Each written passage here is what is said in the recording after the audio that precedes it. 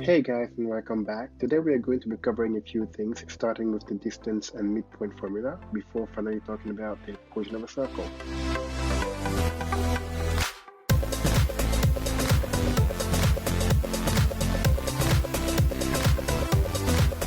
Hey guys, and welcome back. This is Franck with another video. If you have not done so yet, go ahead and subscribe to my channel to get more content like this. Today we're going to cover the distance formula, the midpoint formula, before finally talking about the equation of a circle. And so, let's just jump right into it.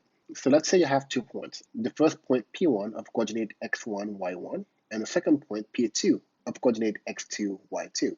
How do you find the distance between these 2 points? Well, there's a formula for that, and the formula is d for distance equals to the square root of x2 minus x1 squared plus y2 minus y1 squared.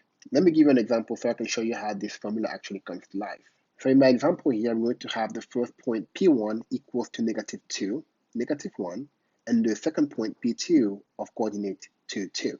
All right, so let me put them on a graph here so you can see exactly what's happening. So here I'm going to have the point P1 of coordinate negative 2, negative 1, and then I'm going to have the point P2 right here of coordinate 2, 2. And as you can see here, the line that goes through them is this particular one, and I'm looking for the distance d here of this particular segment. If you look on the bottom here, this particular distance is going to be the difference between the x values. So it's going to be x2 minus x1. And you can see right here, it's going to be 1, 2, 3, 4. And the distance on the right here is going to be the difference between the y values, which is going to be y2 minus y1. And you can see here, it's 1, 2, and 3. And so how does the formula come to life? If you remember your Pythagorean theorem, for any rectangular triangle, you have c squared equals to a squared plus b squared, where c is the larger side. Well, in this case, d happens to be the larger side, so you're going to have d squared equals to a, which in this case is going to be x2 minus x1.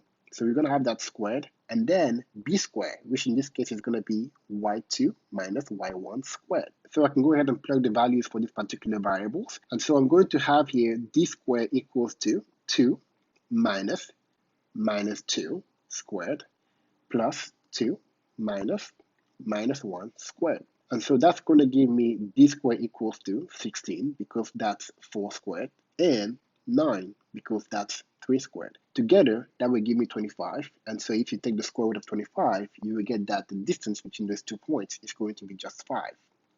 All right, so next, if you look at the title of this video, we're also concerned with the midpoint. In our graph here, the midpoint is found right here. So how do you find the coordinate of the midpoint in this case? So the midpoint is like the average. So all you have to do here is take the averages of your points and you should be good. And so for that, I'm going to have m here equals to the averages of x and then the averages of y. And so how do I average the x? I'm simply going to add them together and divide it by 2.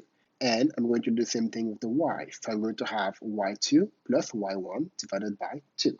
Finally, I can just plug my values in. So I'm going to have here 2 minus 2 divided by 2 and 2 minus 1 divided by 2. That's finally going to give me m, my midpoint, equals to the point of coordinate 0, 1 half. Okay, so the last thing we need to talk about is how to find the equation of a circle. So let's say that you have a circle centered on the plane at the point C for center of coordinate h, k. And you also know that the radius of this circle is r standing in for radius. And so the equation for this circle should be able to represent all the point P of coordinate x, y because they are unknown, such that the distance between C and P is just r, the radius.